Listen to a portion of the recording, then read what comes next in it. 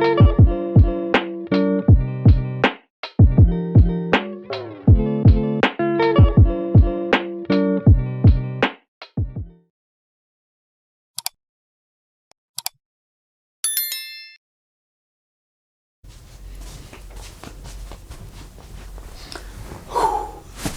everyone and welcome back to my channel. Today I am a brand new woman.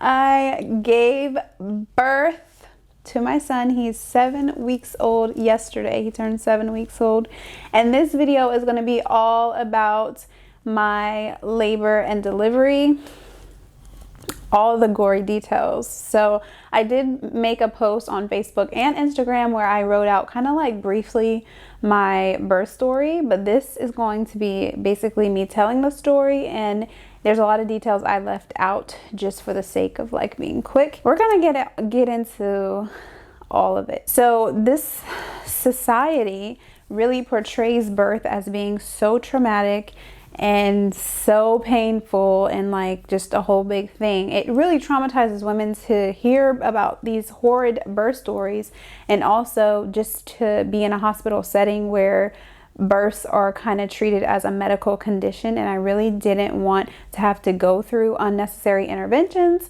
So I did my research. I did a Mama Natural course. You can look it up. It's pretty much a 8-week course, like 8 videos that you have to watch, and there's a book that's really helpful, and there's also affirmation cards that you get. So that really helped me kind of stay in like a positive mind and really go into birth and labor very prepared. Basically, Carter was born. His name is Carter, and he was born on February 15th, the day after Valentine's Day. And we actually had a baby shower. So we were so blessed. We had 3 baby showers, and the very last one was in my boyfriend's hometown, which is about 2.5 hours away from where we live. So we went up there to be with his family and have a little, small baby shower, COVID friendly. Yeah, so the baby shower was on Saturday, February 13th. And we went there. I was at the baby shower. I was fine. I was like helping clean up. I felt pretty normal. Like I was walking, like I wasn't in pain. It was just like I was just normal. We stayed at a hotel, and then the 14th was Valentine's Day. So of course on the 14th, I think it was Saturday night, we actually, did the do. And they say also that having sex obviously helps you go into labor. I guess it's like the sperm or something. I don't know. A little bit of labor prep that I did was I did drink red raspberry leaf tea, but I wasn't consistent with it, but I would drink it every now and then. And then I also would eat some dates and my oatmeal. Again, not too consistent with it, but one thing that I did do like a lot of was drink pineapple juice. And I thought about it after I gave birth. I was like, I wonder if that had anything to do with me going into labor so fast. But I did drink the canned pineapple juice that says not from concentrate. I drank those, like the whole entire can, which I love pineapple juice, so that I do that anyways. Even when I wasn't pregnant, I would drink that. And so I don't know if that kind of like helped, but I drank a lot of pineapple juice. All right, so Saturday we had the baby shower. We went back to the hotel. We did the do. And then Sunday we stayed at the hotel too. We planned on leaving early Monday morning to come back home. Sunday night I laid down and I felt like a gush of fluid come out, and I was like, what is going on? Did I just pee on myself? So I went to the bathroom and I smelled it, and I was like, yeah, this smells like pee. I changed and laid back down, and then it happened again, and I just started getting a little bit weirded out because I was like, this has never happened before. So I was like, I don't know if it's because the baby's getting bigger and there's more pressure on my bladder, but this just is kind of scary because I don't want it I want to make sure, it's not the amniotic fluid leaking out. I started to get a little bit crampy, and it does feel like period cramps. Well, for me, it felt a lot like period cramps. So I finally was just like, I'm done with clothes. I took my bottoms off and I laid a towel down, and I just laid over the towel. I don't know what's going on, but I don't want to just leak everywhere. So I just put a towel down and laid over the towel, and I still felt it coming out, and it increasingly got like my cramps increasingly got a little bit stronger. Something isn't right. So then I went to the bathroom and I noticed that I kept having to pee a lot. It wasn't just leaking out at this point. I literally had to go to the bathroom and it was like a bunch of pee. And then when I wiped, it was a little mucusy, but there was like strings of blood in it. Something is definitely going on. So I called my mom and I was kind of describing to her what was happening to me. She has 6 kids, so she's been through this before. She was just like, yeah, if I were you, I would definitely start heading back home unless you're willing to give birth there, because you might be in early labor. At this point, I have my times probably all messed up, but it was late at night because we didn't get back home until 3:30 in the morning. So we left. At that point, like I told her, I told my dad all my symptoms. I was like, this is what's going on. They were like, okay, well, just let us know when you get home. So we left from there. Like I said, it's like a 2.5-hour drive. And then, oh, we have a little visitor. Is he fussy? Just a little bit.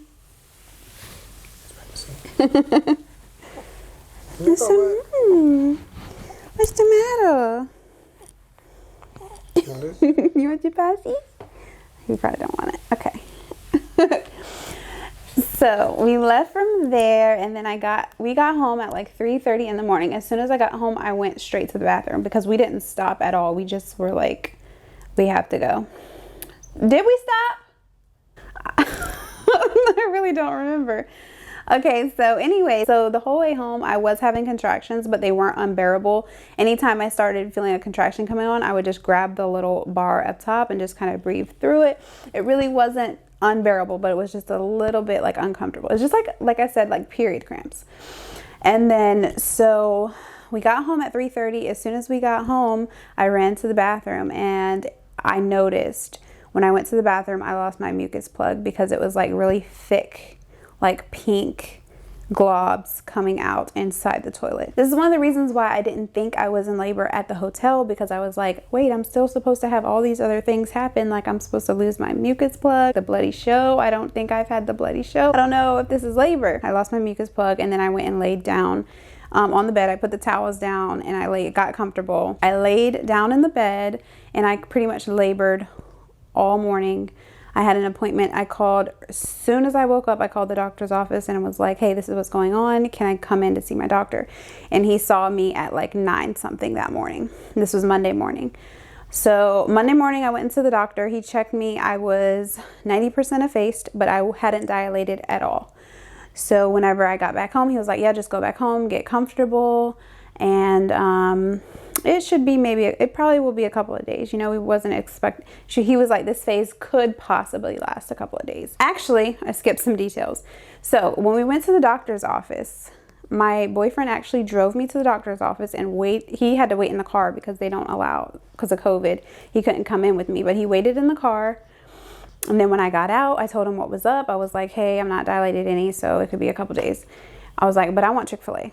So we drove to Chick-fil-A. I had some chicken minis, and then we actually went to Target and I got some stuff because I was like, oh, I'm so not prepared. I was not expecting him to come this early or go into labor this early. So we went to Target. I got a boppy pillow. What else did I get? So I got a little Perry bottle for down there and stuff like that. I got some like infant like medicines just to have on hand. By the time we got back home, it was time for him to go to work. So I was like, you know, it's probably okay for you to go to work because I'm not dilated any, so it should be fine. Just go ahead and go to work. I'll be fine. I'll just be laying here, basically, is what I said.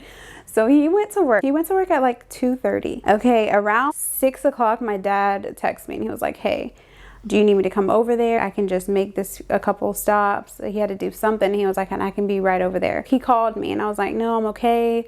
I should be fine. But I guess because he heard it in my voice, he was like, no, I'm coming over. So he came, and thank God he did, because okay, we almost had the baby in my apartment. This apartment, first of all, was in shambles. I had nothing ready. I hadn't washed any of his stuff. When we got back from Target, I just threw everything in there and it was still in the washing machine. He was like, what do you need me to do? I was like, can you put those clothes in the dryer? Every time I would go into contraction, he was trying to time the contractions, and he was just being like comforting me.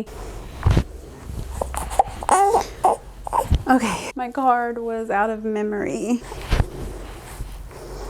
You Trying to eat your fist? So basically my dad came over, he helped me get through my contractions, and my technique for like just kind of bearing down through the contractions was I would lay on one side with my leg, with one leg like propped up. So that position kind of helps stretch your pelvis. So I would lay on one side with my leg up, and then in between contractions, and then when I felt a contraction coming on, I would get down on all fours, kind of like a child's pose, a yoga's child's pose. So I would be on all fours, but kind of like down a little bit, like with my butt in the air. To me, that was the most relief through the contractions. That was the best position for me to have some type of like relief. But as soon as the contraction was over, I would go to the other side and stretch my leg out and just rest. I did that all day, and then at about 8:20ish, I went into the bathroom. And that's another thing, in between contractions I felt like I had to go do number 2, so I kept going to the bathroom, and I was going to, this is TMI, but this whole thing is going to be TMI. I kept having to go to the bathroom doing number 2, so throughout the whole day I would go in the bathroom and like poop. Like a lot all day. And then the very last time when I went into the bathroom, I was sitting on the toilet and I was pushing a little bit, but I felt a really strong contraction and I stood up. As soon as I stood up, my water broke, and it was just like a stream of water, and I had a towel on the floor. Thankfully, I don't know why, but I just had a towel like laying on the floor, so my water broke all on the towel. And yeah, it was that contraction was very, very strong. And then all of a sudden, once my water broke, I felt his head like coming out.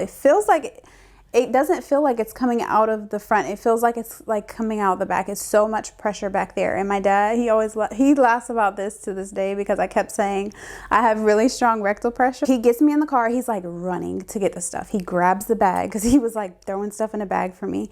He grabs the bag and runs to the car. It was raining too, of course. And I waited by the steps, and he like pulled the car up, and he helped me in the car, and we get to the hospital. And as soon as we pull up to the hospital, I have another contraction. And these contractions are different from the other ones, because at this point, he's like literally feels like he's at my butthole, but he's coming out. But I wanted to get in that hospital so bad. So I was like trying to walk through it, but he was like just telling me to sit down. I get into the hospital. I get into a hospital chair and get a mask, or a wheelchair, and get a mask on. And the lady, like I said, she was really nice, but she was trying to help me fill out the paperwork. She was writing everything down. I was yelling so loud because it was getting bad. I could tell she was like, trying to hurry up. And then we got to the next nurse, who was going to take us up to labor and delivery, and she was asking me more questions, and I'm like, I have a lot of rectal pressure. I just kept saying that over and over. So when we get into the hospital room, it's me and my dad, and I asked her, I was like, is he going to be able to switch out with my boyfriend, because he's on the way, with my baby daddy? And she was like, as long as he's out, so she was like, as long as my dad is out of the room before I get into the hospital, like checked in to the hospital bed, like admitted, then my boyfriend can come in. So I was like, okay. So as soon as she said that, I felt another contraction, and I started like freaking out. She like had to bring me back to reality, because I did fine with like the labor. I wasn't panicking, but when it came to this point, like I said, these contractions felt different, and I wasn't really prepared for that, like to feel him coming out. I wasn't really prepared for that part.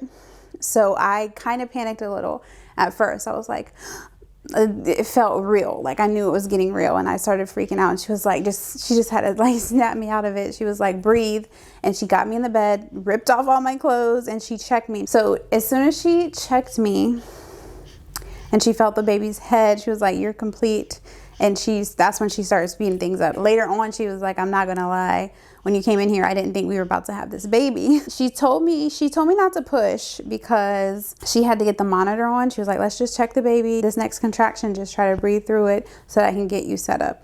So she put the monitor on, and I had a contraction while she was doing that, and it was the hardest thing ever to not actually push and breathe through it, because it just feels so unnatural to go against what your body is doing. So I was just like, oh, like I had to be vocal when I was breathing out during those contractions, because it just felt so weird not pushing.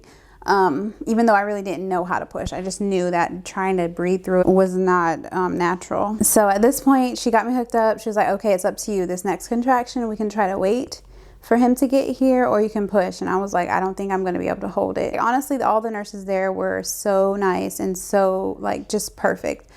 She coached me through how to push and just like my breathing and what my body should be feeling like. And it just, because I didn't know what I was doing. Without her, I would not have been able to push him out and the doctor. So as soon as I started pushing, he comes in. This whole time they're like trying to find him in the hospital, and he got lost. But he finally met up with a nurse, and they brought him up. And he, as soon as he came in, he just like he had gloves on, and he just like grabbed my leg, and the nurse was on the other side and the doctor was in the middle, and then they're just like push. And as soon as he came in, it was just like I was ready to go, and I started pushing.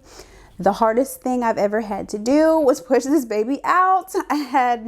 She did have IV hooked up, but nothing was going, I had no medication. The cord was wrapped around his neck, so it was a little bit extra. It was really, really tight for him to come out. I'm not gonna lie. She even said that. She was like, they were literally going like this and like pulling hard, and she was like, it's so tight. And then all of a sudden she just pulled out this needle and started sticking me with it, and I only felt the first stick. So she numbed me down there, and I only felt the first stick. Like as soon as she stuck it in, I felt that, and then afterwards it was like I kind of like didn't feel it. And then as soon as she finished with the needle, she got the scissors and just said snip. She cut down there twice. So I had a second degree episiotomy. And she cut it. I don't know if I'm gonna put the clips up. If I put the clips up, it'll be right here.